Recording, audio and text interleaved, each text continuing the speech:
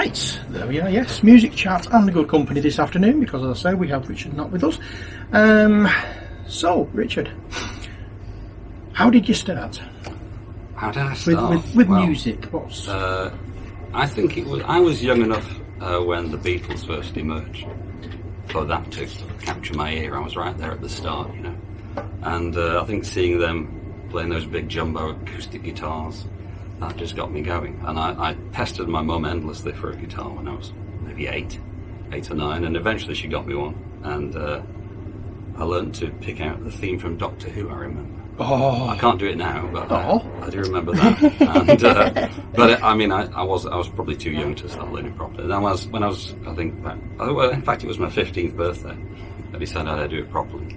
And I saved up all my money, and you know, I used to take sandwiches for lunch at school, and I'd sell them to people to make more and more money so I could buy this guitar. I was desperate to do it, and I bought a guitar, not a very good one, it must be said, because in those days guitars were not as well built as they are nowadays and as easy to play. But I managed to, let's say, borrow from my brother a book and an LP record of a BBC television series called Hold Down a Chord by John Pearce, who was a sort of folk and blues guitarist then.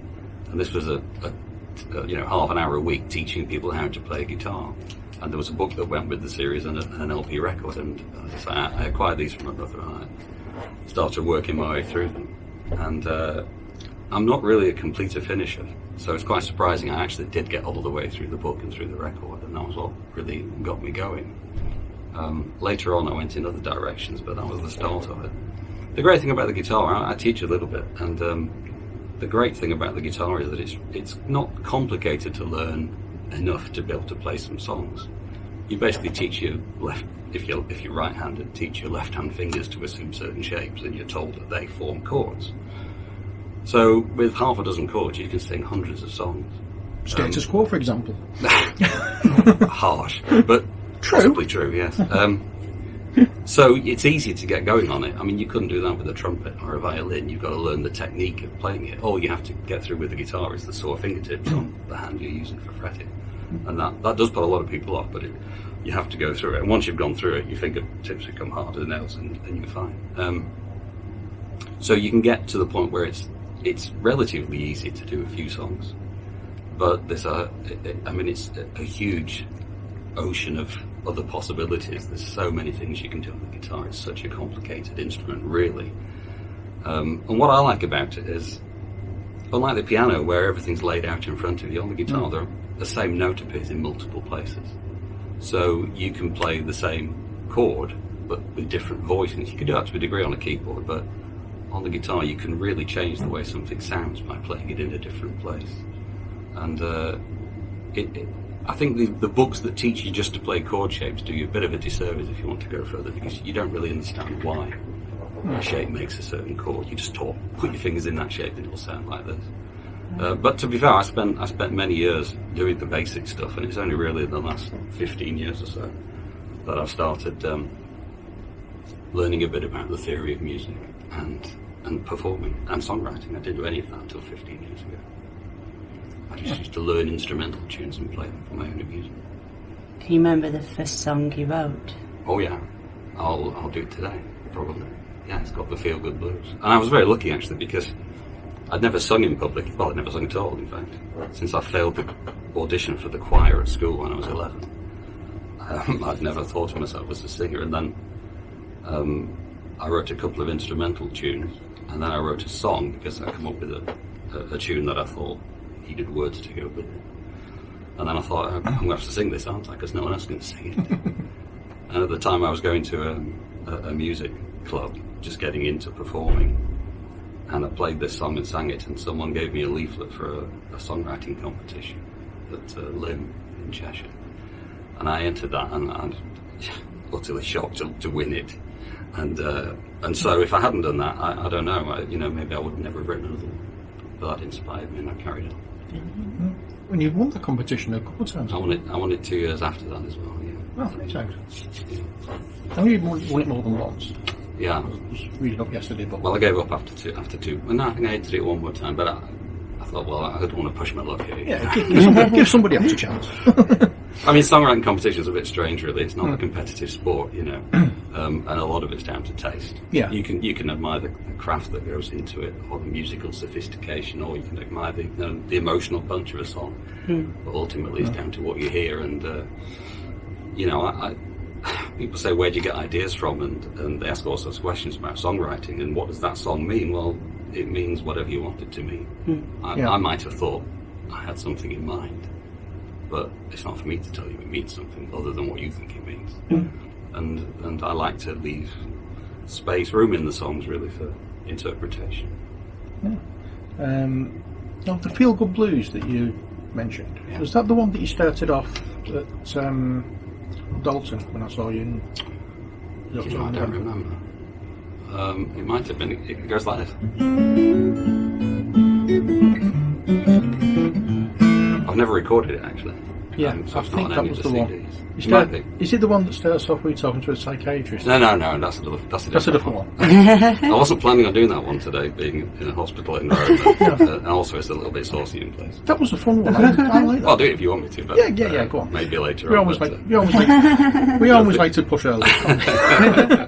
Well, I do. So, instead of just talking, shall we listen to one of your compositions? Sure. I'll do a song. Which one should I do? I'll do a song called When It Comes to Love. Okay.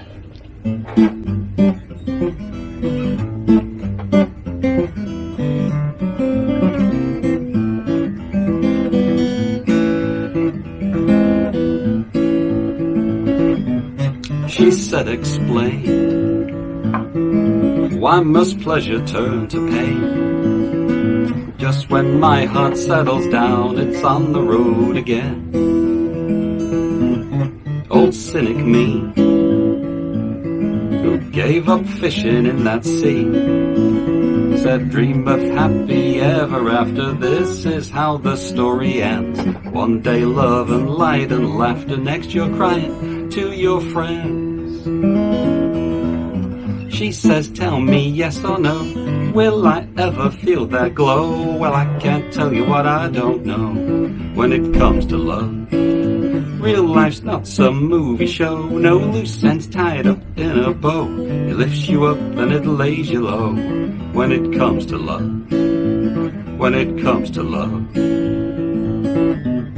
That old cliche that says your prince will come someday, seems his horse got lame, there might just be a small delay. No fairy tale can overcome this small detail. Now we're in the real world, baby, this is how the story goes. Face the facts, 'cause there just may be poison thorns round every rose. She says, tell me yes or no, will I ever feel that glow? Well, I can't tell you what I don't know when it comes to love. Real life's not some movie show, no loose ends tied up in a bow. It lifts you up, then it lays you low when it comes to love.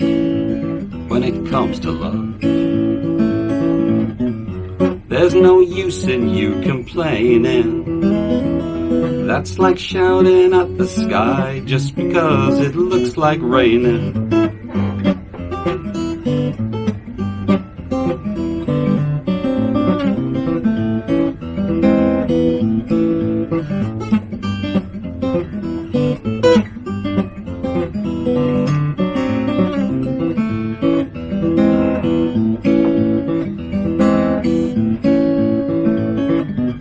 So here's my advice. Keep your heart as cold as ice. Never look for love if you don't want to pay the price. She turns to me, her confidant, her guarantee. Now her head is on my shoulder, this is how the story starts. How good would it feel to hold her, take a chance on broken hearts? She says, tell me yes or no, will I ever feel that glow? Well, I can't tell you what I don't know when it comes to love. 'Cause real life's not some movie show, no loose ends tied up in a bow. But maybe if we take it slow, it'll come to love. Yes, maybe if we take it slow, it'll come to love.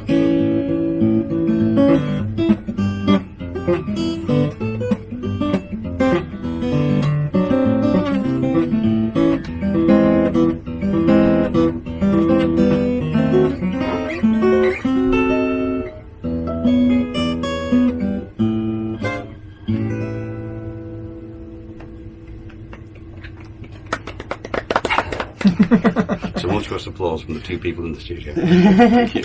Well, anybody who's listening probably clapping as well. Right. Now, one thing I always ask guests, when you're away from, in this case, your music, what do you enjoy doing? Thinking about music? I do think about it a lot, actually, because it's. My wife says I'm always humming. I wander around the house and I'm humming a tune. It might be something Change I your know. socks. Something, well, something I'm learning maybe, or even a new tune that I'm trying to come up with. I do like walking. I used to be really into hill walking and collecting Munros, the Scottish mountains over 3,000 feet. I got to about 70, I think, and life got in the way. Yeah, it's a long way to go for a weekend to climb 3 or 4 hills. Yeah, it's best I like to walk along, try and keep reasonably fit. I like cooking. I don't eat meat. I haven't eaten meat for years. I'm not a sort of one of those lecturing vegetarians or vegan. I don't care what anybody else eats. I just don't like meat, so I don't eat it. So I quite like cooking. Yeah, and I like travelling. Travel a bit since I gave up working for a living. Well, real work anyway. Yeah, just try and enjoy life. Really, I've got children, grandchildren. Nice to spend time with them as well. Yeah. Thoroughly agree with that one. My granddaughter's just turned 1. Ah, well, so was mine. Well, mine was 1 in December. Mine was 1 a few weeks ago. Yeah, they're cute, aren't they? Oh, they're brilliant. And the best thing about it is you can give them back. Yeah. After you've fed them with chocolates and everything. Well, of course, you've got to get them into bad habits early, haven't you? Yeah, obviously. You've got to get them hyper and then give them back. At the moment, she's just trying to walk. Yeah. She's at the stage where she's like doing like 3 steps and then, what am I doing? Yeah. And then bump. It's But she's getting there. It's great fun, actually, isn't it? Yeah. It's like you don't really have the full responsibility you had when you were a parent, but you get all the pleasure as well. Yeah, and the first steps and the first words and all that kind of stuff. It's great. Yeah. And the first tug on the beard. Yeah. My brain's just gone again. It happens all the time. With having fibromyalgia, my brain just... Well, should I pick up the story I was telling you about how I started and where it went to? Yeah, go on. Yeah. Well, I got to the age of about 16, 17, I suppose, and I'd worked my way through this Hold Down a Chord book, which a lot of guitarists of my age will remember. It was very common. That and Burt Whedon's Playing a Day book, for those who remember. Burt Whedon. Yeah. I suspect Ali's too young for that, but maybe Stephen does.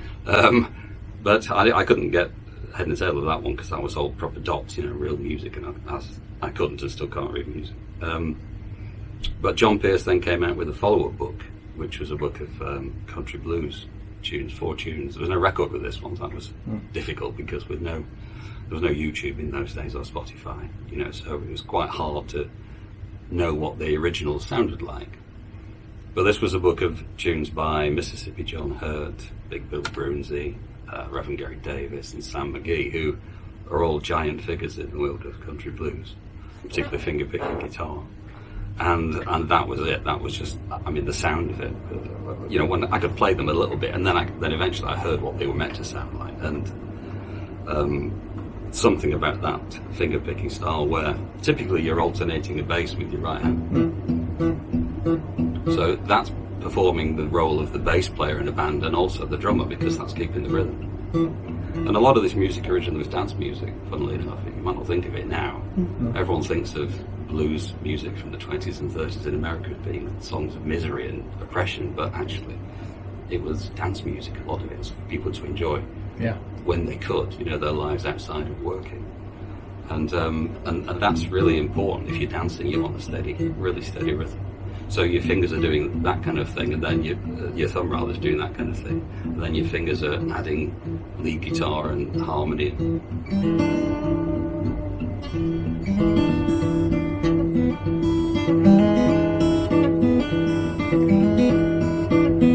So it's kind of a one-man band sort of approach almost, and your right hand's doing all the work. But there's a saying that your left hand as a guitarist is what you know, and your right hand is who you are. So it's the articulation you get with your right hand that really makes the difference here.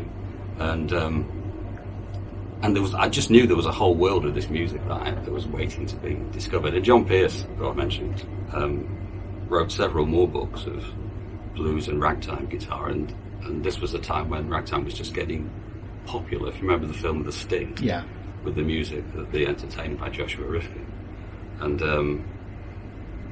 piano rangs were then starting to be transcribed for guitar by a lot of players in America. And there's a guitarist called Stefan Grossman, who was one of the key figures in doing that, and in then moving into the instructional field. He had a record label called Kicking Mule Records. Kicking Mule Records, where the guitar is king. I used to have a little badge that said that. I lost it sadly. And you could buy these LP records, if people remember those, and they would have a booklet in which had guitar tablature, which is a way of writing music for the guitar that doesn't involve reading music. And so you could listen to these songs, these tunes, and try and learn to play them. And some of them are immensely complicated and hard to do, because if they're written for piano, that's a whole different ballgame to trying to play on a guitar. But the best ones are just lovely, and I still play the odd thing. In fact, recently I've been trying to relearn a tune from that period that I learned, which I might play for you later if I get the nerve up. Because, as I said, I've played instrumental. Yeah, I did play instrumental guitar for years and years before I started singing or writing songs.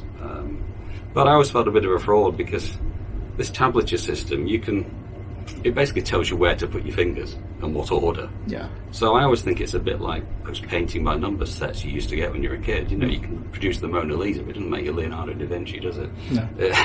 So I always felt I was cheating a bit. I didn't really understand why I was doing things.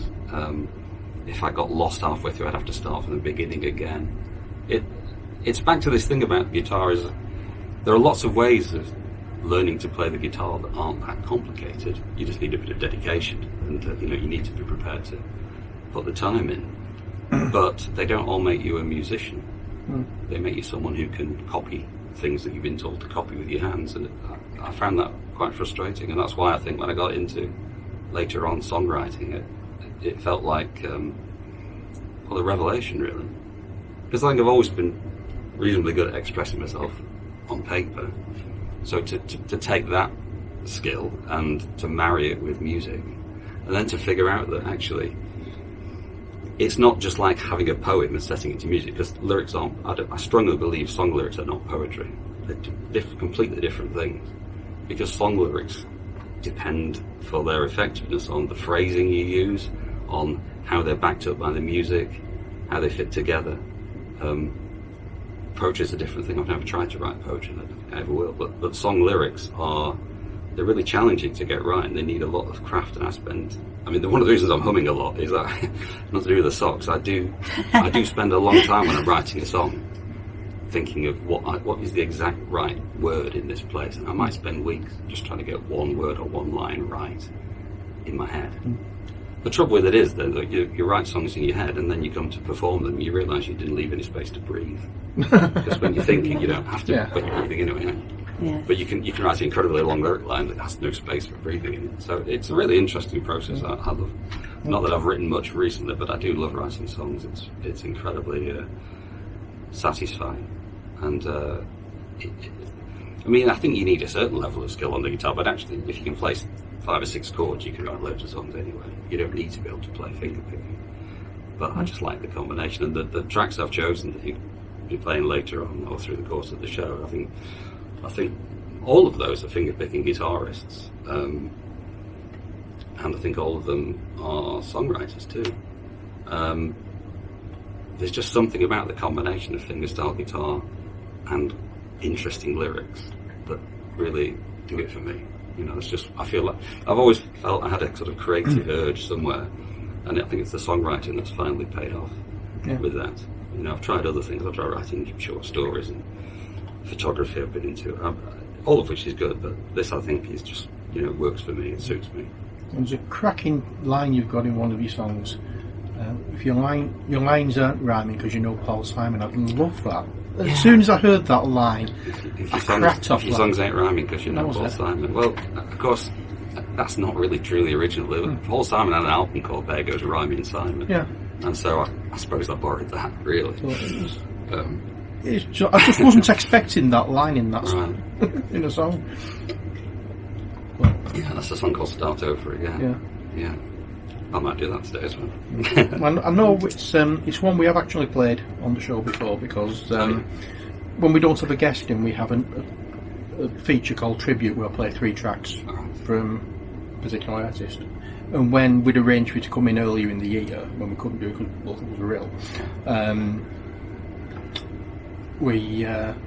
the week before, I actually did a preview and played 3 songs off the album. Right. And that was one of them, because I really do I love that line. Thank you very much. It's really interesting actually that you write these songs and you come up with a line, maybe that one or maybe another one. I think that's a real good line, you know, and maybe it's funny. And then you play it live and nobody laughs at that, but they laugh at something else that you didn't think was funny. You can't really predict how people will respond to them. One thing I do try and do is make sure people can hear the words. Yeah. I don't think these are songs that you can just you know, you've got to hear what the words are saying, otherwise you're missing half of the thing. Without, I don't want to sound too precious about it, but the fact is they're not just instrumentals with some words over them. You know, they are in many cases little stories, I suppose. That's the basis. That's the basis of folk music, though, isn't it? Yeah, of course. The storytelling. Yeah. I mean, the songs are the music is there to help people remember it, and you know, a chorus is there to help people remember certain words that are repeated over and over again. And rhyming is the same thing. I mean, the reason songs usually, not always, but often rhyme is so that it's easier to remember it. It sticks in your brain. You know? Yeah. I mean, you describe me on Facebook as a folk singer. I don't think of myself as a folk musician, whatever. I don't think of myself in that light at all. I think you said this on the latest post, singer-songwriter, which I suppose is how I describe myself, but it's really hard, you know, to pin down what it is. And if you play, I mean, there are a lot of like festivals. People say, how do you go and play festivals? Well, a lot of festivals are focused on a particular type of music. I'm not sure I fit very well in a folk. I mean, I have played in folk clubs, but it's not really folk, I don't think, and yet it's not really blues either. It's somewhere in, it's just music. Yeah. People might say roots or acoustic or Americana, or there's all sorts of things, but it's quite hard to define it, and you have to define yourself so many times. You put a song on YouTube and you've got little tags that you can put on for people who are searching for whatever genre of music. Well, I don't know how to describe it sometimes. So you just put as many tags as you can and hope someone likes it. You know? Well, that was the reason, because we posted on Facebook and then posted on Twitter as well, just to get the advert across that you were coming in. I had to think of something short enough to do, so that's why I picked folk. Well, I mean, in a way, it doesn't matter really, and because I mean, English folk music, that term has a sort of implication of people with Aaron sweaters with a finger in the ear singing about sea shanties and stuff. Whereas the American folk music is something completely different. That's Woody Guthrie and so on. And definitely I feel more akin to, or more aligned with that definition, the American definition, than with the British one. I mean, I do one or two songs I think of as being, you know, somewhere between folk and blues country, almost. It's just that you are forced, when you release a CD, you're kind of forced to define it. Because if you want to get, I sent it to a few American websites and I got reviewed. One was a fingerstyle guitar, well, that was fine. The other one was called Blues Blast magazine, and they reviewed it and they said it was not really blues. Well, no, it's not, but you know, they did compare me to Arlo Guthrie and Jimmy Rogers. I wasn't unhappy about that. So. I think you've got to target an audience, haven't you? When you people ask you, what's it like? What do you do? And even if I was to direct someone to a YouTube video, I'm not sure any particular one would be representative. I think a lot of the songs I try and put a bit of humour in, but you know, you don't just get up and sing 10 funny songs on the trot. just don't think that works. You need some light and shade and some contrast, and the serious stuff works better if it's contrasted with a funnier song, or even I've got one song I wasn't planning on doing today. It's a song which has a lot of very dark imagery in it, but it's still got jokes in it. Because I think it's the contrast that works. I know a lot of people that do actually like the darker sense of humour things. Yeah. So that is a good play with the music. Absolutely. And another thing I noticed when I started, when I see other people perform, I try and learn from it. And all the professional musicians you see performing, even if they're doing very dark music, they'll tell jokes or anecdotes in between. They always lighten the mood with what they say. Just something witty. Otherwise, it's just depressing, isn't it? Basically, it's just all doom and gloom, and that might work very occasionally. But if you're going to enjoy yourself on a night out, you don't want to hear everything miserable. Yeah. It is really nice you saying that anybody can actually learn the guitar in a way, because we double artistry. You're more the paints and I'm more like the pastels. Yeah. And people say, I wish I could do that. And Stephen says, well, you can. It's just a little bit of encouragement. And it depends what standard you want to. If I was doing this and I wanted to say I want to be the new Bob Dylan, well, forget it. It's not going to happen. But I can do it to a level where I can enjoy it, I can get satisfaction from it, and to my surprise, I can entertain people with it. Yeah. Which and I've learned over the years I've been doing it that. Like I played last week a couple of gigs, a fairly regular thing with a harmonica player. One was in a pub and one was they were both in clubs really. In the first one, very few people are actually listening. It's background music. In the second one, people were listening. And you really have to set out to entertain people. I don't think of myself as an entertainer. I mean, that's ridiculous. But you have to get that mindset going. You can't just sing songs and look depressed because you tell them you're singing songs about how miserable your life's been. Who cares? You've got to work on the basis that they've come out, whether they've paid money or not. They're sitting there and they want you to entertain them, whatever that means to them. Of course, you don't know what it means to them until they either clap or they don't. But it is a whole thing, and I think what you say in between the songs and how you structure a set, what order you do songs in, and where you put the best songs. And it's a science. Well, it's a craft, I think. It has, yeah. And I think anyone can learn a craft. You can't learn to be an artist, whatever that means, but you can definitely learn craft. And a lot of songwriting is craft. The idea comes from somewhere, I don't know where. Maybe I'm noodling on the guitar and I get a line, and a musical line, and that suggests a lyric. Is that a technical term? Because I remember that. What, noodling? Yeah. Oh, absolutely. That's a very technical guitarist term, noodling. I mean, Ralph McTell is a great guitar player and singer-songwriter. He actually had an album called Sofa Noodling, and that's what guitarists do, sit on the sofa and noodle. You're just going...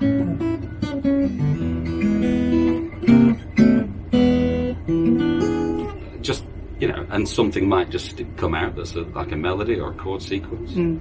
It might suggest some words, or if it doesn't, you might think, well, this has got the capacity to be a good song, so I'll work up what the instrumental side of it is. And then, the famous Paul McCartney approach with Yesterday, he wrote the tune and he sang Scrambled Eggs to it.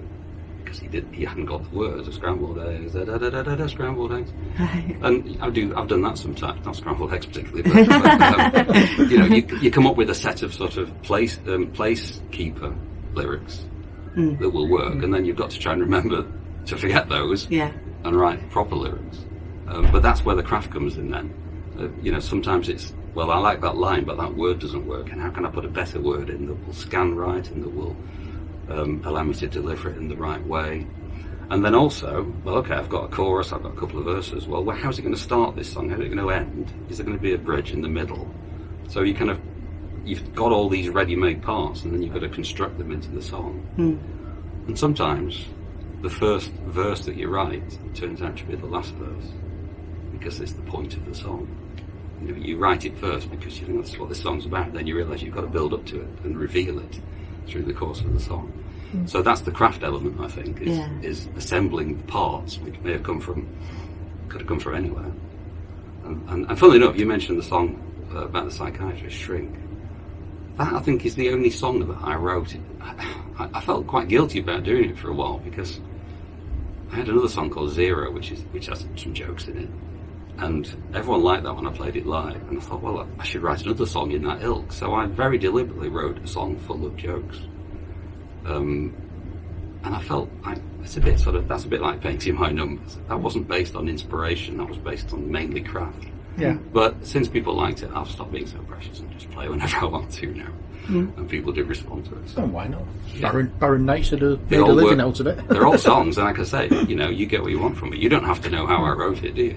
No. To hopefully to get something from it. It's, with you mentioning Ralph McTell, we went to see Mark Radcliffe a few weeks ago at Overholton with Corey Shelley, and he was saying that he was interviewing Ralph McTell one time, and he pointed out a serious error in one of his lyrics, and it was from Streets of London. And the lyric is, yesterday's paper telling yesterday's news. But it wouldn't be yesterday's news, it'd be the day before's news. Oh, that's true, isn't it? Yeah. And he said, well, it's far too late to change it now. Well, do you know, that song Shrink, there's a bit in there about the test where they show you inky blotches. You have to say what it means to you. It's called the Rorschach ink test. And I played that song once, and someone came up to me and he said, I'm a psychotherapist, and I just think I should tell you that psychiatrists don't use the Rorschach ink test. It's people like me who use that. I thought, well, thanks for that. Call it poetic license. Yeah. Yeah. I mean, they're not meant to. Even if they're stories, they're not true necessarily. I mean, most of my songs are not true. There's the odd one that has something of my personal experience in it, but most of them aren't true. I mean, I've had dealings with psychiatrists I've never seen more personally, but it's just a story. It's meant to be something that will amuse or entertain you or make you think or whatever it is. You shouldn't mistake this for my life. This is not my life at all. But there are songs I could say, well, that's me speaking. That's definitely me coming out, but you wouldn't necessarily know that. So you might have to guess as I go through the songs I'm doing today. Right. Shall we have another? Sure. Let me see. What shall I do? I'll do a song entitled It's Called the Blues.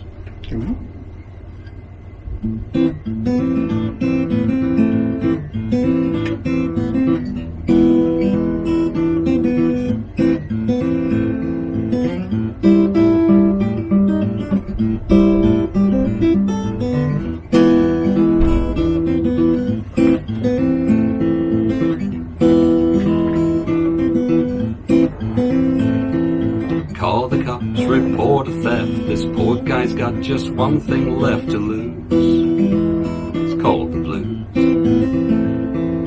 See him with his puzzled frown, like old Columbo shuffling around for clues. It's called the blues. Never knew what hit him when she hung him out to dry. Stole his heart and left him thinking, should he live or die? Survival means deciding that you'd rather laugh than cry, but which to choose? It's called the blues.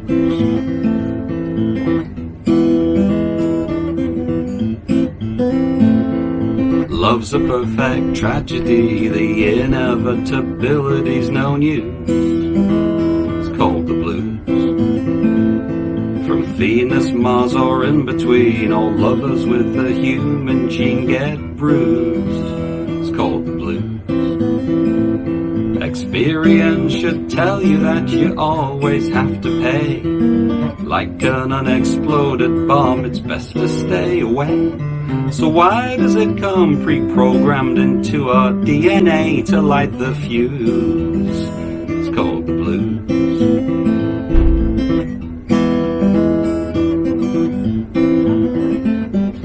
In the spring, a young man's fancy turned to thoughts of love. Never saw the iron fist hidden in that velvet glove.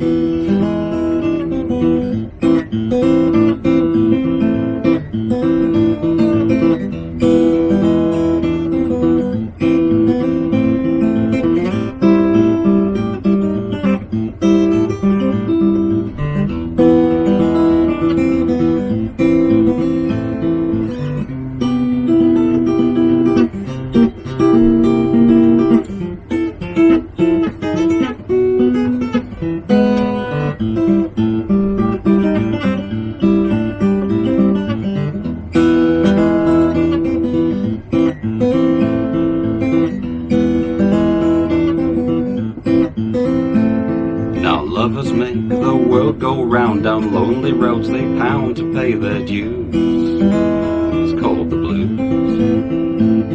Like lab rats on an endless wheel, till they no longer feel their worn out shoes. It's called the blues. When you're tired of running, you decide to settle down. Plan the perfect wedding, man, you really go to town.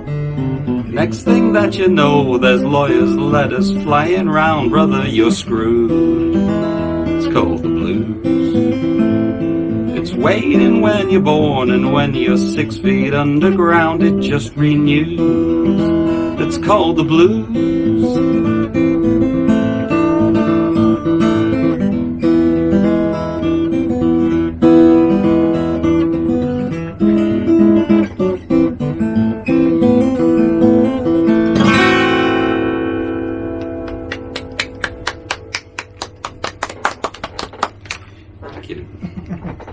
That's a good example of that song, actually, the craft side of it, because when I was writing the lyrics for that, first off I made the mistake of needing to rhyme words with the word blues, and there's only so many rhymes, and it's like half a dozen, and they've all been used many, many times. Yeah. So I had to get a bit creative with coming up with other rhymes, and also the way the lines kind of wrap around the end of the line and had like 3 syllables to get in, and one of them had to rhyme with blues, and it took a long time to work that one out. And to avoid it sounding too cliche, because of course it's a song about the blues, but it's not in a traditional blues format. It's in a minor key, so it sounds a bit sort of sad or melancholy. But a friend of mine recorded a video of me doing that at a gig and put it on YouTube, and he said it's a very English blues song, which I was quite pleased with. Because I'm not going to sing that I'm going down the Delta and picking cotton. That's ridiculous. Yeah. It just doesn't work for me to do that. But that's just a song about love gone wrong in its most general sense. It happens to everybody, doesn't it? Sometime, brother. You say you travel places.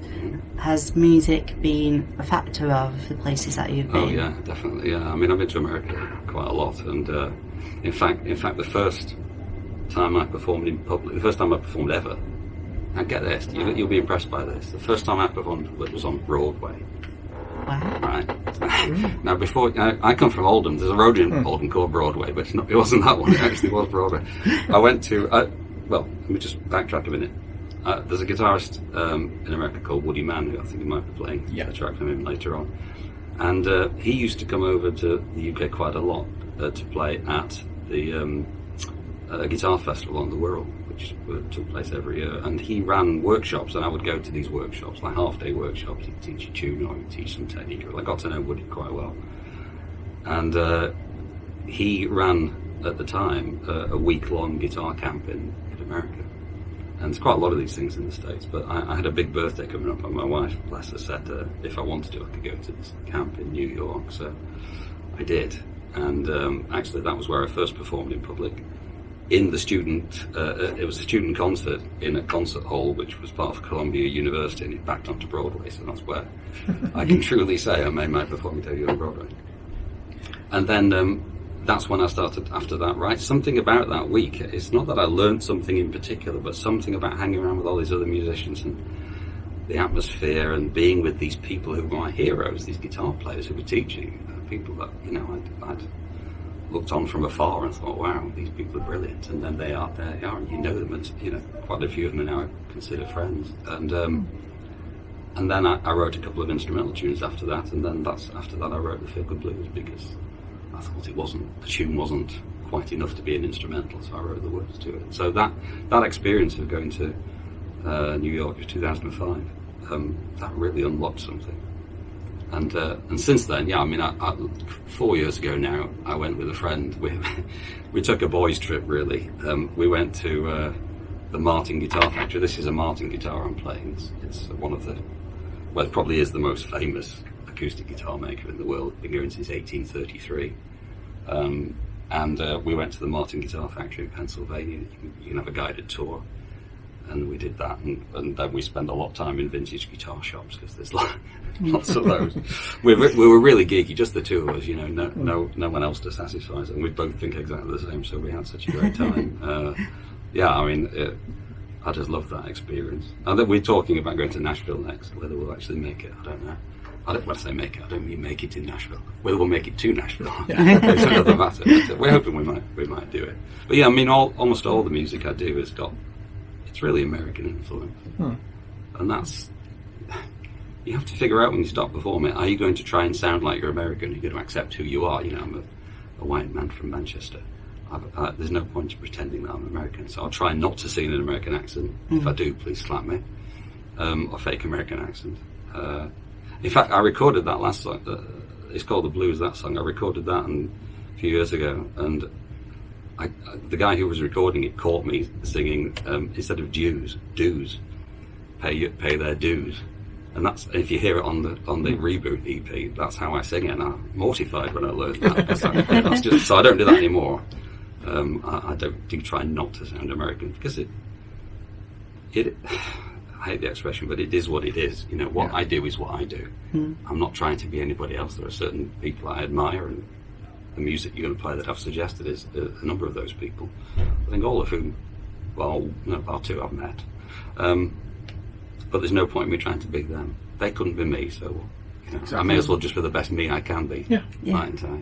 And I think that's where the songs come in. I like to think that the songs are songs that only I could have written, if you know what I mean. Once they're all together, odd songs maybe sound like somebody else, and that's a whole other thing, people you get compared to. The number of people I've been compared to, I'll tell you something about it. I mean, it's quite amusing, really. And you think, how could you possibly have heard that? But if people hear that, then they hear it. But I'm not trying to imitate anybody. I don't want to be a tribute act. No. No, you definitely don't want to be. No, you want to be yourself. Yeah. Boots still selling your EP, by the way. Oh, are they? Thank you for that. No. You better explain that, hadn't you? Yeah, you posted a photograph. I did. On Facebook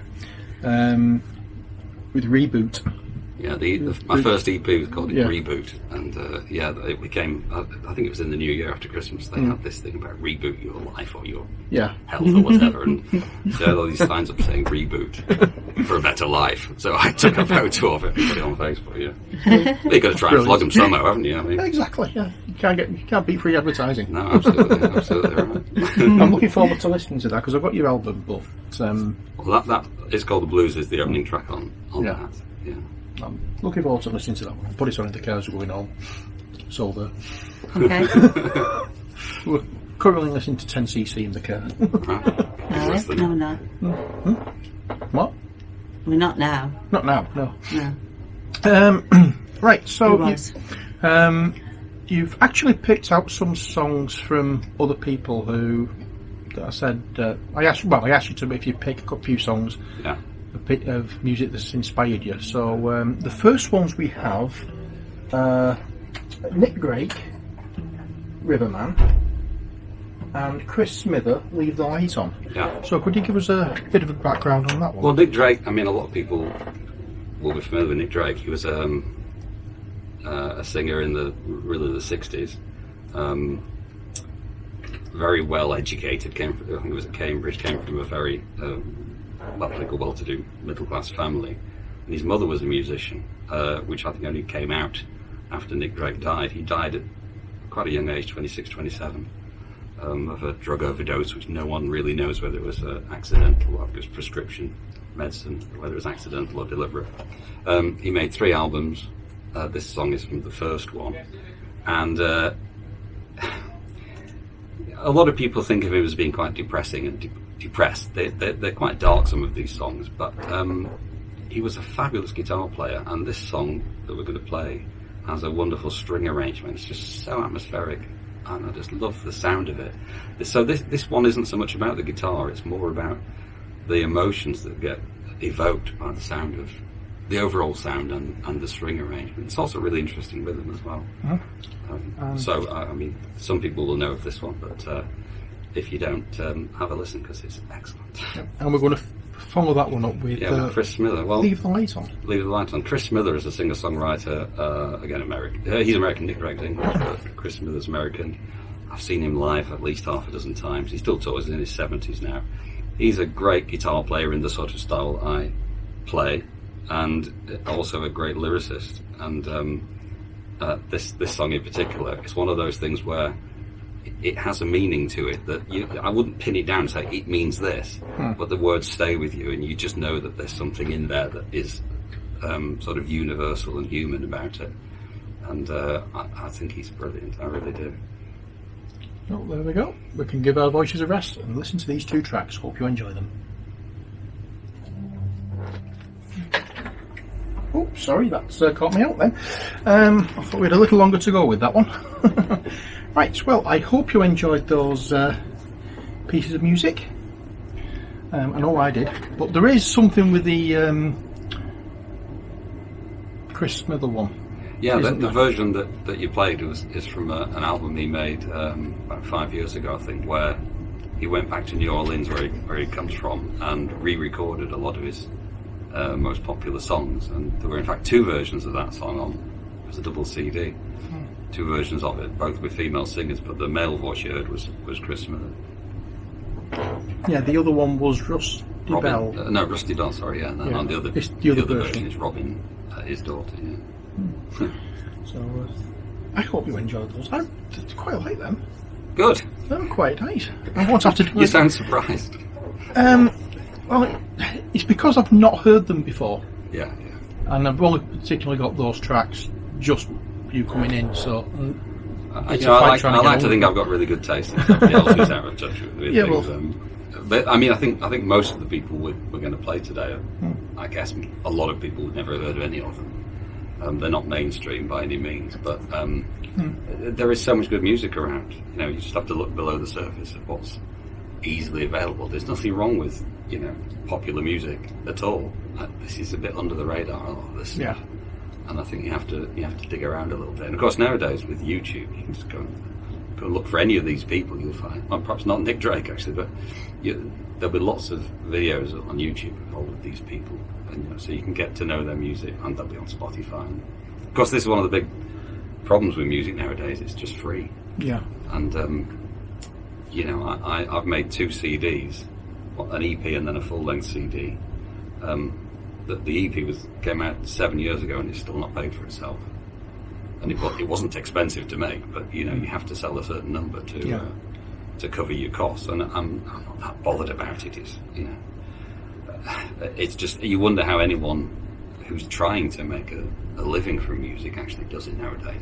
Unfortunately, I'm not trying to make a living from it. I'm just enjoying doing it, but it must be quite difficult. I think you either become Ed Sheeran or else you labour in obscurity and poverty for years. To be fair to Ed Sheeran, he did do that for a long time. He was playing for peanuts, and good for him. But it's hard now that music is so literally freely available. Yeah, it's hard to see how in the future people who don't have financial backing are going to be able to make it. That's why so many of these people go on X Factor and things like that. I guess it is, yeah. Try and get some promotion before. Yeah, but I can't imagine what that does to you as a human being. It must destroy your spirit. I mean, I would imagine if you go on any of those shows, for goodness sake, don't go on Twitter, because you'll just get, torn apart. I'm not on Twitter because I think if I was, I just have no time left for anything, and I don't want people to be making hurtful comments about my music, because send me an email if they hate it, and no one else will know. It's not that bad. Well, I don't know. I don't want to go there, really. Well, mind you saying that, Donald Trump is on Twitter, so I think, I think you might be right. Get old and that. I only use it for promoting this show, so don't do anything else on there. So, what we're saying about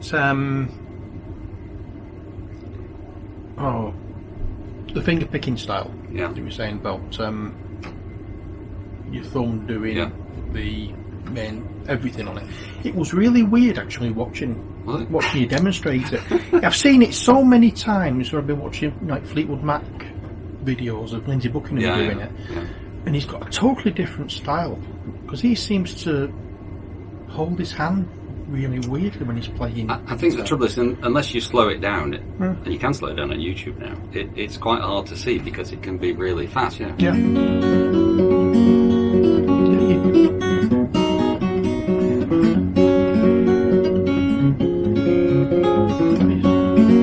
Yeah, but that is so weird. But and this, I mean, because as I say, I teach a little bit of it.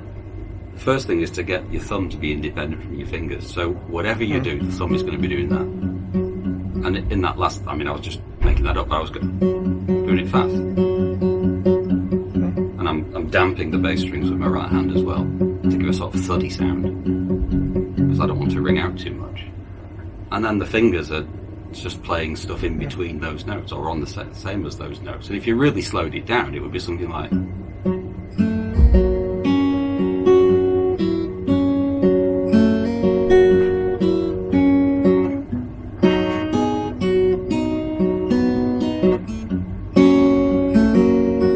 And I'm doing little things that sort of accent the sound, like I'm doing what's called a hammer on, or I play a note and then my left hand index finger hammers down to create another note, so I get two notes for the price of one.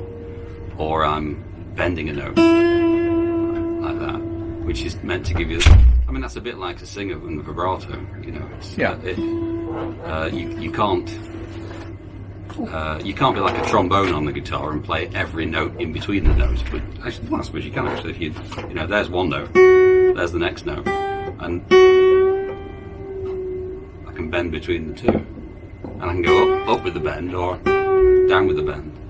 And those are little things that you learn as you sort of go along, which just help you give a bit more interest to it, and a little bit more funkiness, I suppose. You can start making it sound a bit less like marching music, because this 1, 2, 3, 4. If you accent the 1 and the 3, 1, 2, 3, 1, 2, 3, 4, 1, 2, 3, 4. That's like a march. If you accent the 2 and the 4, 1, 2, 3, 4, 1, 2, 3, 4. It's more laid back. It's more relaxed. It's a bit more syncopated almost, and it sounds quite different to the marching thing. So that's one of the things I learned in New York, actually. The difference between playing, emphasising the 1 and the 3, or the 2 and the 4.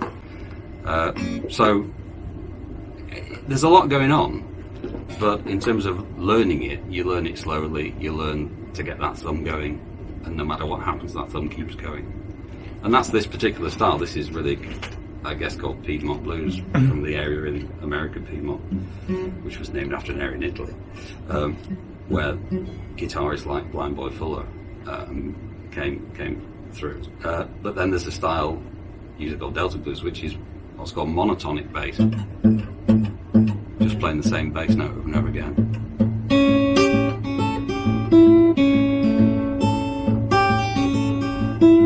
So that's more driving in a way. Yeah. Thump, thump, thump, thump. That's more the blues I recognise. Funnily enough, on a guitar forum I'm on, there's quite a lot of discussion around, what's the difference between Delta blues and Piedmont blues. And generally speaking, Delta blues might use that monotonic, it's called monotonic bass. Yeah. Whereas Piedmont blues might use that alternating bass. And they both have their places, depends what feel you want from something, really. But that, well, there's a whole thing about defining music, isn't there? Most music was defined for marketing purposes, I think. Whether it's selling in the old days sheet music or then records. I used to work in a record shop when I was 19, and I was in the pop rock section, and you think. We had like soul records. Well, where do you put those? Where you have to have a soul section. I think they still do in the few record shops that are left. They have a blues section, a soul section, a folk section, dance, pop, whatever. It's quite hard, really, because I'm not sure. These tracks that you're going to play, tracks that I like, I'm not sure how many of them would be defined, really. Nick Drake tended to be thought of as folk, I suppose, but he's certainly not the Aaron Junker type. Chris Smither, bluesy guitar, but really a singer-songwriter. Chris Wood, singer-songwriter, guitarist, but more from the English, British tradition, who's coming up later. So it has its advantages, this categorization, but it has its downside as well, especially if, like me, you sort of move around between what you play. The next song I'm going to do live is I wasn't going to do this one because it wasn't inspired by Nick Drake, but every time I play it, I think of Nick Drake. That he he didn't play live very much. As I said before, he made 3 albums, and I think he did a tour supporting Fairport Convention, and he was apparently utterly terrible. He was consumed by nerves. He didn't look at the audience. He didn't talk to the audience. It was excruciating by all accounts. And you think, well, this person has a massive amount of talent, and the records, CDs now, they demonstrate that. Yeah. You know, if you listen, you hear the skill, you hear lots of things.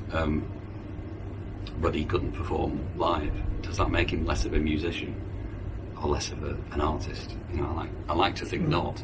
So the next song I'm going to do is when I introduced this at a gig, I said, well, this is a song about being introverted, being a songwriter and being introverted. And I usually say to them, no, how many introverts we've got? If you're introverted, stand up, wave your arms in the air and shout, I'm an introvert.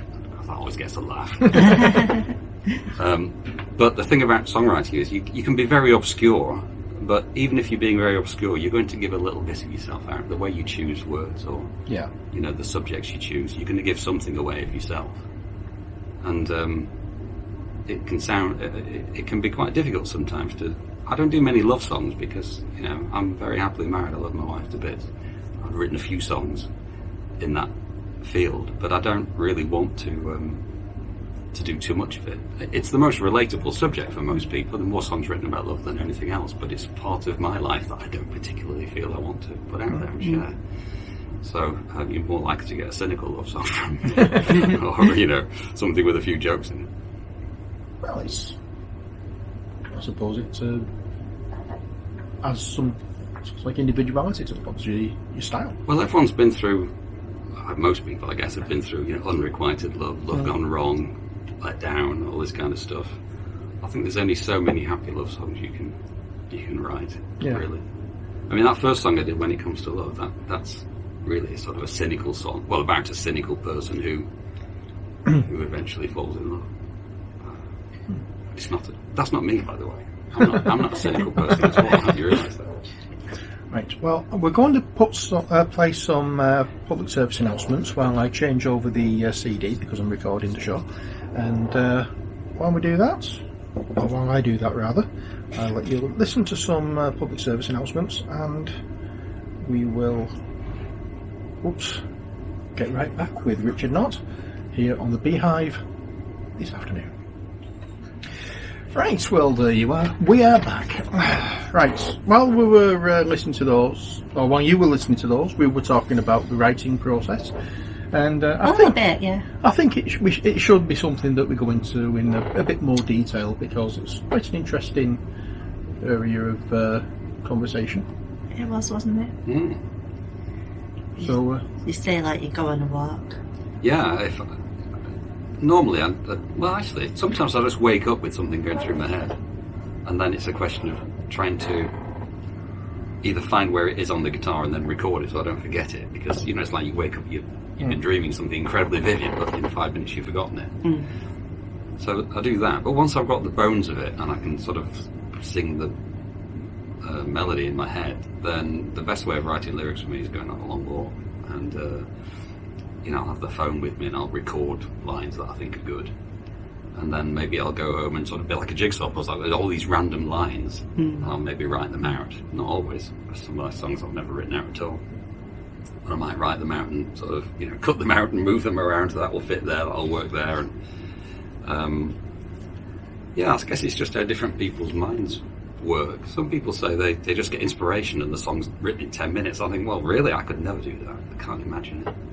It can take me weeks, months, you know. And then I might think I've finished a song and it kind of niggles me, it's not quite right, and I won't perform it, and I'll come back to it a year later and change a line just because it didn't quite work for me. It's very personal, I think. You know? I mean, I've got some of the best songwriters were people sitting in office buildings in New York, like Carole King, you know, writing 10 hits a day. And you think, that's just unbelievable. Yeah, it's amazing. Yeah. I mean, and the Motown writers, the Philadelphia soul writers, I mean, they came up with loads of things. And, I mean, I don't know, you see, I didn't write songs. I did try writing a few songs when I was younger, and they were terrible. I mean, they were just songs of teenage misery, basically, and world weariness. you know, and well, now I really. So you wrote for Morrissey then? No, now I really am world weary, and no, as you get older, obviously you like to think you gain a bit of wisdom, but so you get more experience, and you get more. You can put more nuance into things, and reflect some of the uncertainties of life. I mean, it's a song I've written. I don't propose to do it today, but it's on the CD called "No Problem," and it's really about how everything seems to be polarised nowadays. Whereas I often, on many issues, I sit in the middle in a grey area thinking I don't really know what to think. You hear shouting from one side, going back to the Twitter discussion, you go shouting from one side, shouting from the other side. I'm not certain about loads of things.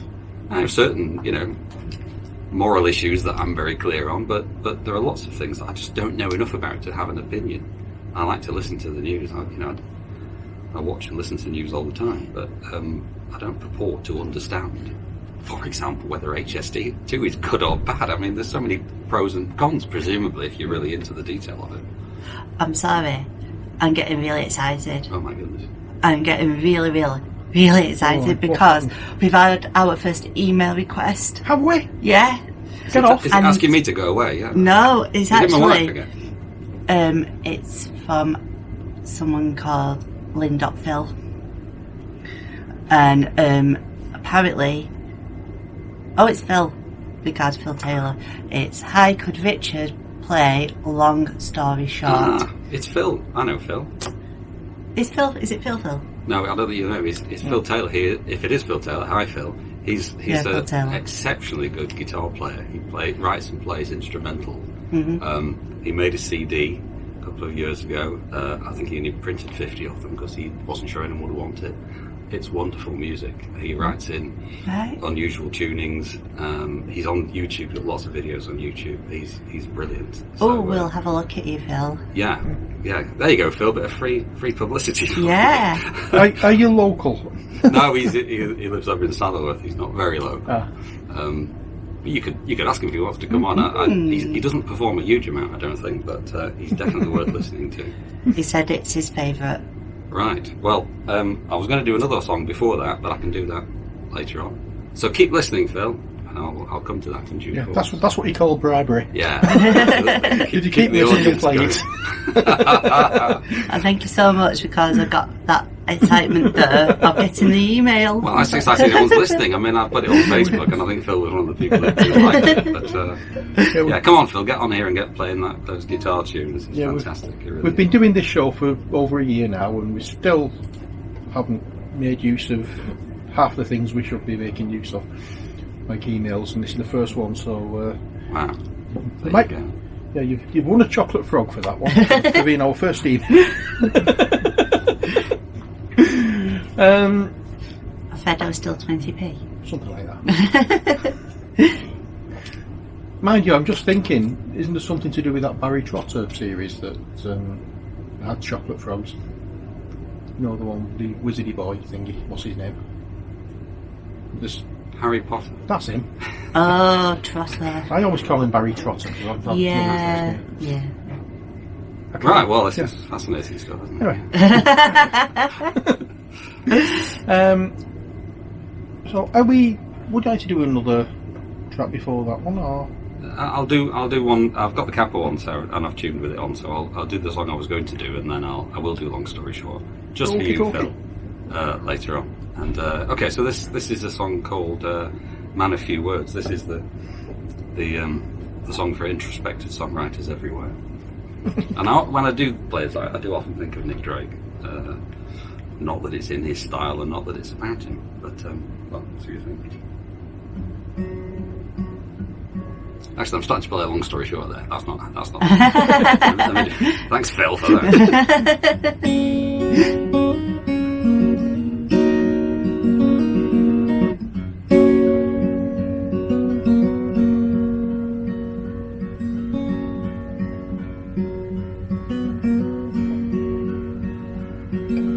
I'm not one for talking when I don't have much of anything to say.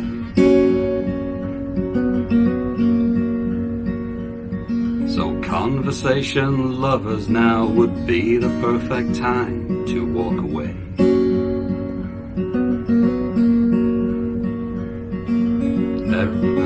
forgotten the lyrics. That's his old Phil's fault. I'm thinking of Long Story Short. I'll come back to it. I'll start it again.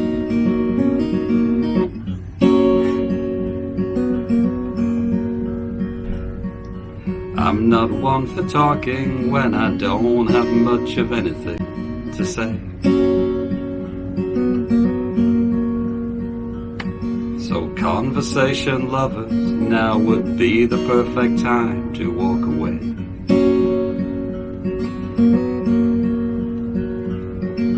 No one's ever told me, son, you're too fond of the sound of your own voice. If you don't shut your mouth, I'll shut it for you's not there, how'd you do of choice?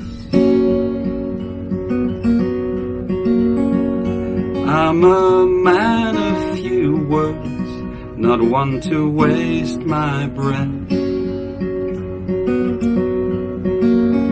But if you really knew me, look right through me and love me nonetheless. This song's for you.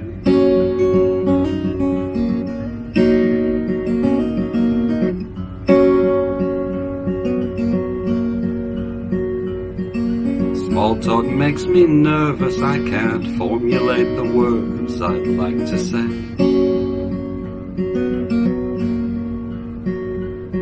Complaining about the weather seems no way to me to pass the time of day.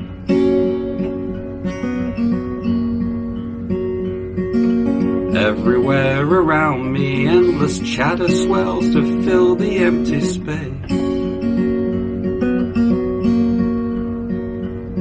While shy, retiring types know they can never be made welcome in that place. I'm a man of few words, not one to waste my breath. But if you really knew me, look right through me and love me nonetheless. This song's for you.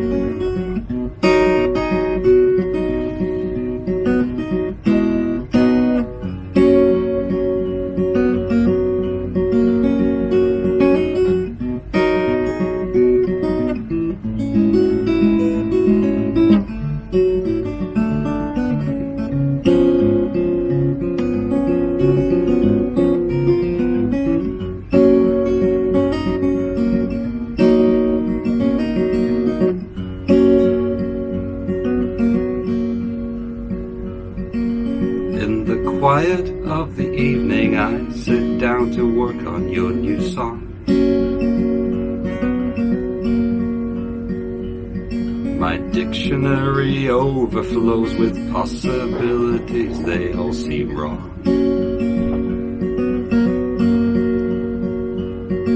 Twilight shadows growing like the pile of crumpled paper at my feet. But even the most perfect words of love, if never heard, are not complete. I'm a man of few words, not one to waste my breath. But if you really knew me, look right through me and love me nonetheless. This song's for you.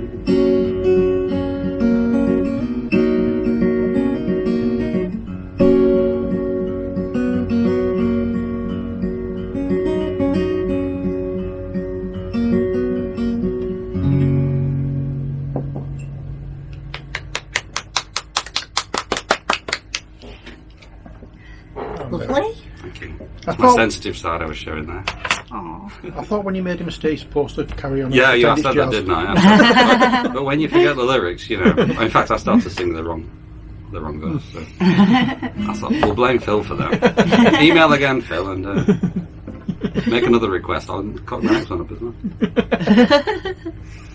Oh dear. It makes it all the more fun when mistakes happen. It's live, isn't it? That's the thing, it's live. No. If things don't go wrong, it's not my show. Well, you've done anything wrong yet. So. Oh, I have. Apart from your phone alarm going off at 2 o'clock. Yeah, which is weird because I don't set my alarm for 2 o'clock. Ooh. It's quite bizarre, that one. I don't know why that Let's hope nobody noticed the mistakes. I doubt it. It was on nobody noticed it because it was when the CD was playing, so the microphone was off. So I shouldn't have mentioned it, should I? But, no one would have known. Right, the next two pieces of music you've chosen yourself come from a CD. Well, the first one comes from a CD that you brought in with you, Chris Wood. Yeah, Chris Wood's an English songwriter, and I first heard of him really when he won, I think, Song of the Year at the Folk Awards. And I bought his current album at that time, and I just thought, oh, this bloke's really got something going, and he plays in unusual tunings. He's very interesting guitar player, and the arrangements are really interesting too, the instruments he uses. But his lyrics are, he's very much of today. He writes songs about what it's like living in Britain today, I guess. And the song that we're going to play is called None the Wiser. It's the title track of one of his recent albums, and if you think it's observational, it's about, and he says, I think on the sleeve, that everything you hear in this song is something that he really saw. This is not made up stuff. What he saw and what he sings about is real. And I saw him live a couple of years ago. I just think he's probably the best songwriter in the country. He's just so unique. He's not copying anybody. Yeah, he's really very much his own man. And I think it's music that works here and now in the world that we're living in. So that's why I really like that. And are you going to go on to the next one? The next one, yeah. You may not know the singer, but you might have heard more of his wife and his sister. Certainly his ex-wife. I don't know who his sister Well, his ex-wife, yeah. Oh, is his sister an actress? Yeah. That's she right. played Joy Adamson in the TV series of Born Free, and she played Dr. Polanski in Star Trek Next Generation, Diana Muldaur. You better say who it is then. It's Jeff Muldaur. His ex-wife Maria did the original version of Midnight at the Oasis, which was later covered by it was covered by Brand New Heavies. Brand New Heavies, that was it. And Martin Taylor and probably other people. Jeff Muldaur, I remember buying an LP of his when I worked in the record shop, and because at that time Maria Muldaur was quite well known, and I didn't really get it at all what Jeff was doing. And he was playing with jug bands, and he's played with all sorts of well-known people in the field of music that I like. But I think he stopped performing. He went into business. I don't know if he became a consultant or something. He was quite a successful businessman of some sort. And then he started recording again, I think in the maybe late 90s, early 2000s. And he's got one of the best voices for blues imaginable. He's a fabulous guitar player. He's very musical. He writes arrangements for string quartets and stuff. He does all sorts of things. But his voice is really what... you might not... When you hear it, you might think it's just singing, but actually listen in detail. He's got amazing technique, and he can sing blues authentically. And I was incredibly fortunate I got to open for him at a gig, because he's in his 70s now, but he's toured over here a few times in recent years, and at Acoustic Roots when it was in Wigan, I was asked to open for him. In fact, I was going to be... I basically... I had to plead to be allowed to play on the same bill as him. There was already a support act, but I was allowed 3 songs.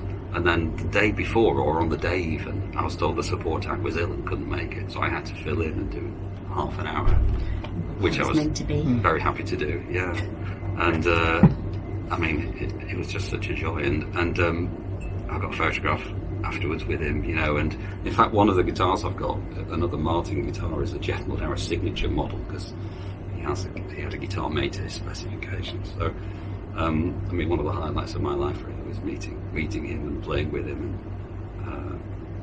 And then I saw him again at a gig a few years later, and I reminded him of where we'd met before, and he said, "Oh yeah," he said, "You're not half bad." And I was trying to figure out, does that mean I'm good or I'm really bad? I like to think he meant the former. Anyway, this is the track we're going to play after Chris Wood from Jeff Muldaur, one of my heroes. Right, there we go. Just to show that I was listening earlier, that was a theme tune for Doctor Who that has been stated that you used to be able to play. Yeah, not anymore, sadly. Mm-hmm. Quick trivia question about the music from Doctor Who. The 4 beats that you get in it, what's it signify? I don't know.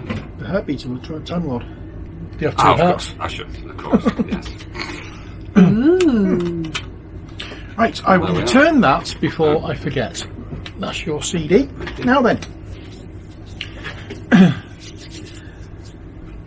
I think it's about time we put Phil out of his misery, don't you? Because he's been waiting patiently, or impatiently, so long for this song to be done. Yes. So I think we should put him out of his misery. I was going to do it anyway, but I will do it now, especially for Phil Taylor. Thanks. It's nice to get requests actually, other than "Please Go Away." This is the title song of my CD, my last CD. Long story short, and I was halfway through recording the CD, and I knew I was going to call it Long Story Short, but I hadn't actually written a song with that title. And it's not necessary to have a song with that title, but I decided I would write one, and I had the sort of the opening lick of this song.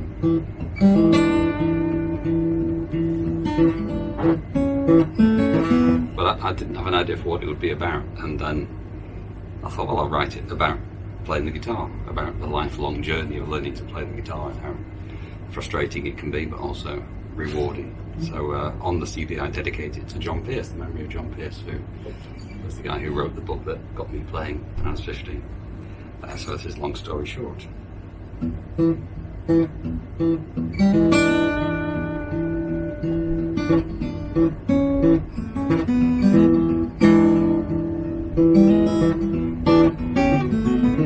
The big lie, just 10,000 hours, then dig mine. 6-string superpowers, though practice it made my fingers bleed. The fact is 10K's chicken feed. Long story short, this journey lasts a lifetime. That dream I bought, playing in tune and making the words rhyme. Sad to report, they don't come with the guitar.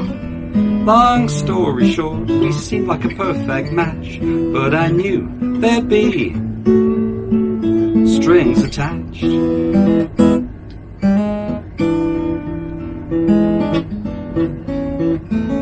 I'm blaming 1962. I'm naming a song called Love Me Do, and what first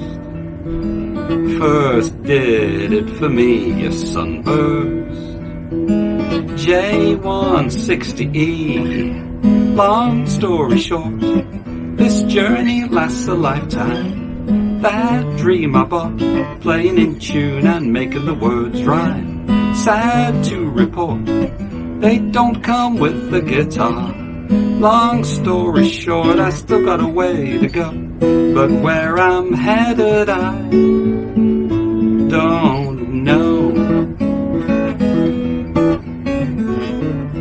First you took me by the hand, said we could be friends.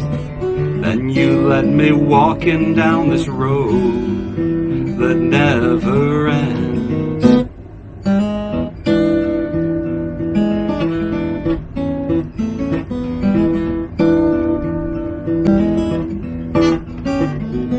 Now I'm thinking, time goes by so fast, it's shrinking. The future's soon the past, so I'm working, trying to find the muse, no shirking, chasing down the blues. Long story short, This journey lasts a lifetime. That dream I bought, playing in tune and making the words rhyme. Glad to report, they bind me to this guitar. Long story short, it was in the stars above that this gal would be mine. First love.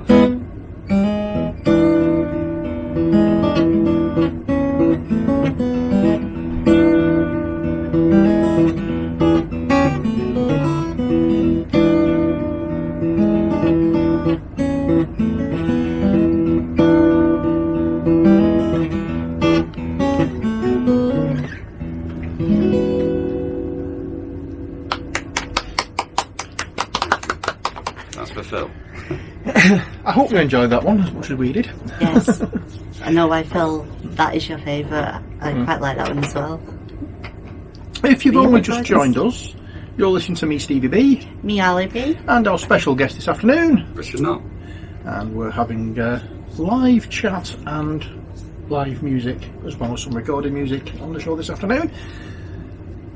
And I hope you're enjoying it. If, like Phil, you would like any requests, you can get in contact with us. Preferably something I know. Yeah, and keep it clean. There are several ways you could do it. You can go onto our Facebook page, CHR Presents the Beehive, or you could send an email at, I can't see, I've got these new glasses and I can't see. Requests at chrweb.org.uk. There you go. So that's requests at chrweb.org.uk. Or you could phone us. Yeah. If you'd like. The number is 01257 245 250. There we are. And if you want Richard to sing it, you're going to have to make it something he knows. Yeah, I charge extra for requests as well. Right, so one thing I do want to ask, is it only the 6 string that you play, or do you play the 12 and the 4 string as well? I've never owned a 12-string guitar. It's hard enough keeping 6 strings in tune. They're great for certain things, but I just know if I bought one I would use it for 1 or 2 tunes at most. Yeah. But I do, let me think, I have a nylon string guitar, which gives you a different sort of tone, softer. And I really like Brazilian music, and there's a couple of tunes on the CD that are in that sort of ilk, and I use the nylon string guitar for that. I play the resonator guitar, which is the one I have is made of steel, and it has a big cone inside it, which is like a mechanical loudspeaker. Very strong sound, some would say harsh, but it's very distinctive, bluesy type stuff. The song we were talking about before with Paul Simon line, Start Over Again, I played a resonator on that on the CD. I played a little bit of electric guitar, but not widdly solos. I just used it on the CD for a bit of added texture on some songs. I played ukulele a bit as 4 strings related to the guitar. There was a big crowd, still is a big craze for ukulele. Oh, yeah. It's a great instrument to learn on, for children particularly, because it's a lot easier on the fingers, it's smaller, hard to keep in tune if you buy a cheap one. But I played that a bit. I've never recorded it. I own a banjo, which I've never really done much with. Useful for beating people off, I suppose. But no, that's about it. I did play a bit of harmonica once, and I play that on that Start Over Again track as well, but I don't claim to be a harmonica player. So no, that's about it really. 6 strings are enough for me, generally speaking. Also, when the Hughes room was asking them, because they have amazing range. They play they've got a complete arsenal of guitars, haven't they? Yeah. They brought in the 4-string guitars, and I asked tenor guitar. Yeah. I asked what the difference was. He said 2 less strings to worry about. That was it. Yeah, but that's the thing. I mean, Ian Glevedon of the Hughes plays tenor guitar, and it's a great rhythm instrument. It really fits into a nice little pocket in the sound overall. It doesn't get in the way of other instruments. And they play things like octave mandolins and regular mandolin and guitar and so on. So I think Phil in the Hughes plays a resonating guitar as well on some stuff. They're very, very versatile. much more than I am. Yeah, I like the mandolin. It's one thing I've never owned. I did borrow one once and tried it a bit. I think the trouble is when you can. I've been playing. I hate to admit it. I've been playing guitar for 50 years this week. No. Yeah. It's my birthday later this week. I'm not going to say anything whatsoever to this one. Well, happy birthday. Happy birthday. Thank you very much. But I only really, I took it seriously for the first 4 or 5 years, and then I've taken it seriously the last 15 years, and there was a big gap in between.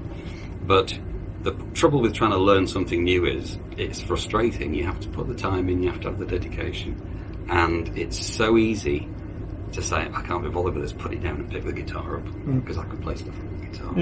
So I'm sure I could if I really wanted to learn some other stuff, but this is where I feel at home with the steel string acoustic guitar, because they've got personality somehow. I've got a few guitars, they all sound slightly different, they all play slightly differently, and I just think they're beautiful things. The wood's beautiful, the shape of it. Sorry, I sound like a real geek now. I like electric guitars, they're kind of sexy too, but there's something about an acoustic guitar. It's self-contained, you can carry it around with you and make music. You can't do that with a grand piano, can you? No. But when I was in high school, I started taking guitar lessons.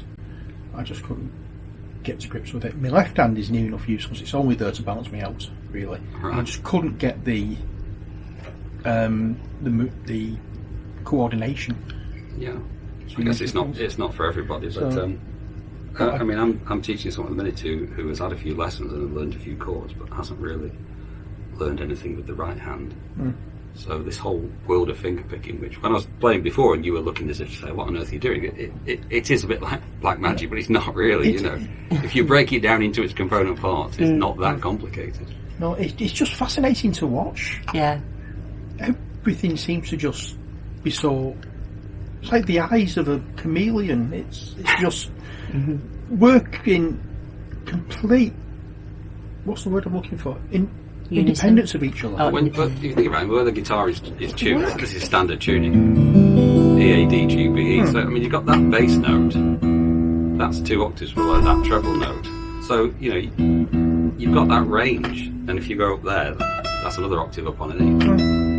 So that's quite a wide range of notes. So you can play the component. An orchestra is, bass parts and tenor parts and so on and so forth. You can play the different parts, and it's when you play stuff together that you really get that wonderful sound. Just the sound of certain chords. They're just beautiful. These aren't chords you learn in books when you're starting off. You learn the standard chords, but when you get a bit more into it.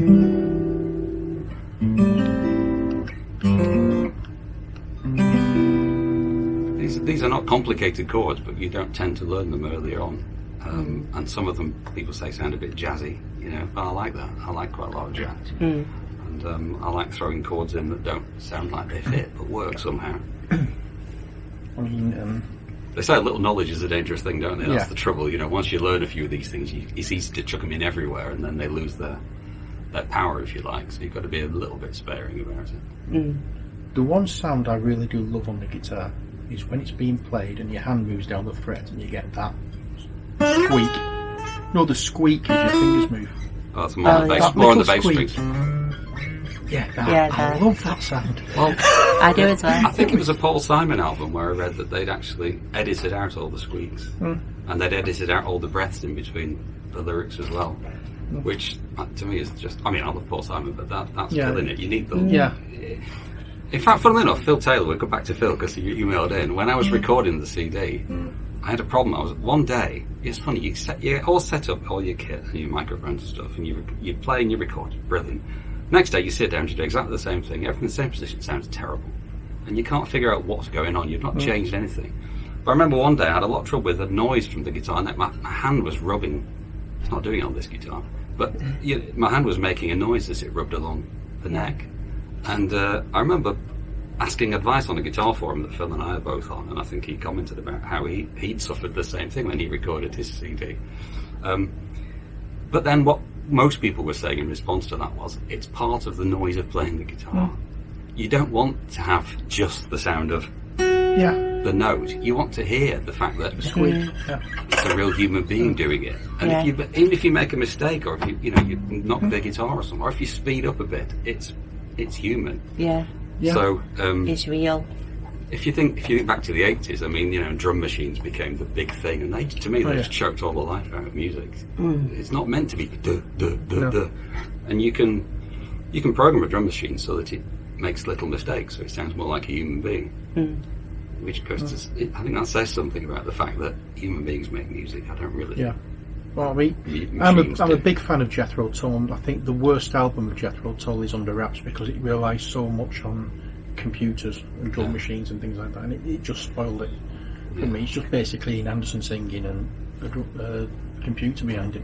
I mean, even a lot of people that I like, if you listen to albums they made in the 80s, they were all part of it. They were playing these syndromes that go woo, woo.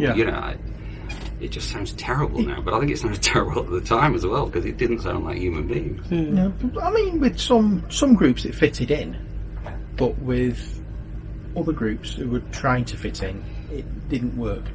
You see, the thing about I really love rhythm because so much of this stuff is about the rhythm, and people say if you make a mistake, if you forget the lyrics and stuff, but if you make a mistake, as long as you keep that rhythm going, people won't notice. If you play a duff note, you play a note you didn't mean to play, people won't really notice that.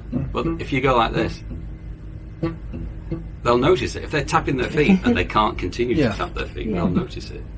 And so rhythm is really important. And for certain styles of music, rhythm is more important. Still, I mean, so disco music, for example. Yeah. I really love disco. I'm a weirdo, really, but I did like it in the 70s. And that's got that really steady rhythm. But it's drummers. It's real live drummers and percussionists playing it. Yeah. And the fact that they're so locked in is brilliant, But if you'd replace them with a computer that's utterly locked in, it would sound terrible. It sounds sterile. And I think that's the whole thing. It's human. It's about humanity. It's what music is. There's certain things that computers can't replace humans for, and music is one of them for me. Yeah, definitely. That's getting deep, isn't it? You have to discuss this sort of stuff every week. No, because you're not doing it. No, you. When we have guests in, we just like to talk about things, and no matter how deep or how shallow it gets or how silly it gets, it doesn't matter. I mean, when the Hubers room, we're talking about misheard lyrics. Yeah. And Phil came out with the classic "Sweet Dreams Are Made of This." You heard me song.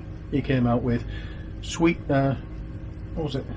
"Sweet dreams are made of cheese. Who am I to disagree?" Yeah.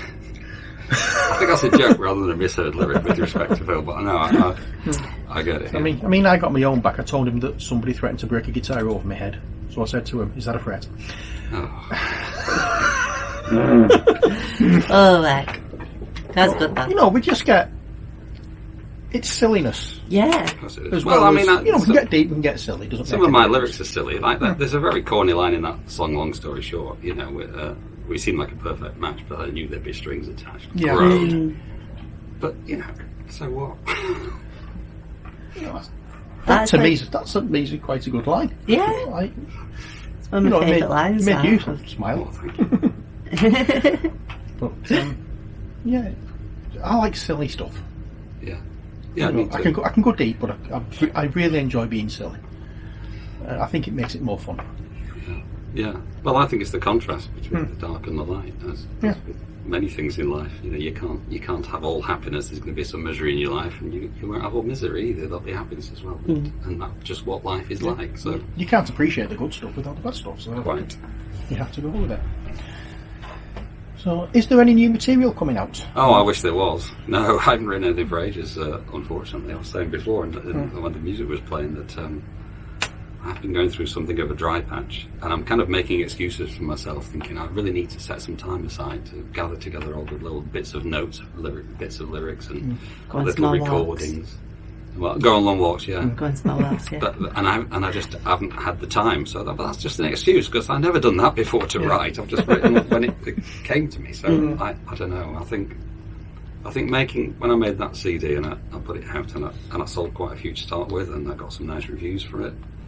I got played on radio, and then CD sales nosedived because it was just the wrong time to put a CD out. And I still sell a few. I sold 4 at a gig last week, but it became less what people wanted. And it wasn't just because of that. I mean, I've been wanting to make a full-length CD for ages, and they're all my own songs on it, so it was something I wanted to do and sort of leave behind when I'm gone. But it left me thinking, what next? What do I do next? And I still haven't quite got over that. It's 2 years since I put the CD out, but I'm still thinking, what next? So one of the things I've been doing is going back to some of those tunes I was learning when I was a teenager, those ragtimey type tunes, and relearn them so I can play them. I like to think I play them better now. Maybe I fudged some of the hard bits when I was a teenager, and I'm thinking, well, I won't fudge them now, I'll try and play them properly. So that's quite nice. I've just been doing a tune called Bowery Book, which is a piano rag, and transcribed for the guitar, and it goes like this.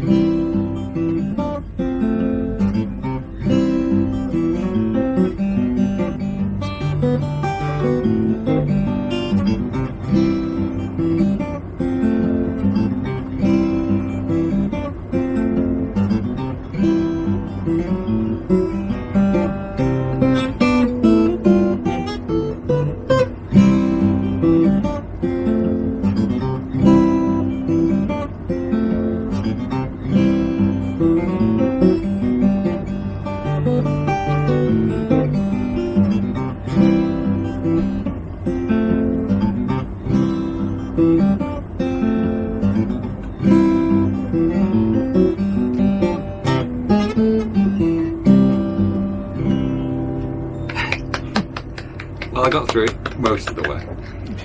Yeah, so I mean, that's something I first learned when I was probably 17, 18.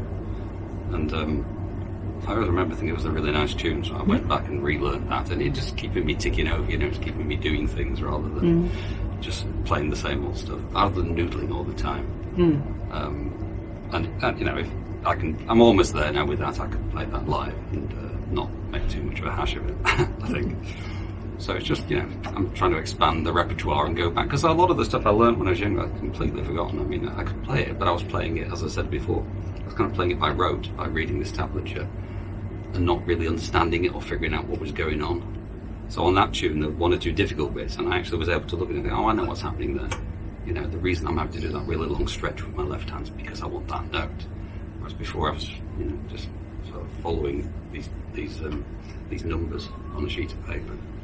So it's kind of nice, and I've certainly over the last 10 years or so, I've really enjoyed learning a bit more about music and why it works and how chords are constructed and why certain things work. I mean, I'm never going to be what I think of as a true musician, but I think it's much more interesting to have some understanding about, why that chord really, really wants to go somewhere, and where it wants to go is there. And that's the musical principle that applies all over the place, which I had no idea. I just learned in the past that's a chord called G7, that's a chord called C. I had no idea what the connection was or why they work well together.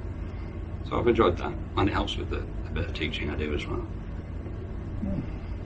So the roundabout way of answering the question, no, I haven't written anything recently at all. Wish I had.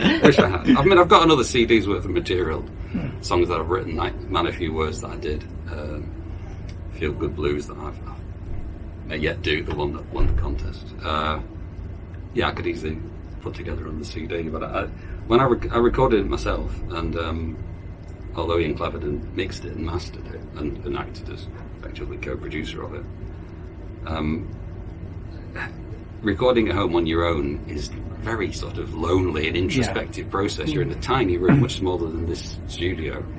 You've got to work the equipment, you've got to listen while you're playing, you've got to try and play it properly, you've got to listen to it back and hear the mistakes, you've got to really be your own editor, your own producer, and it's really quite intense, and I'm not sure I'm ready for that again, even though it's 3 years now since I recorded that CD.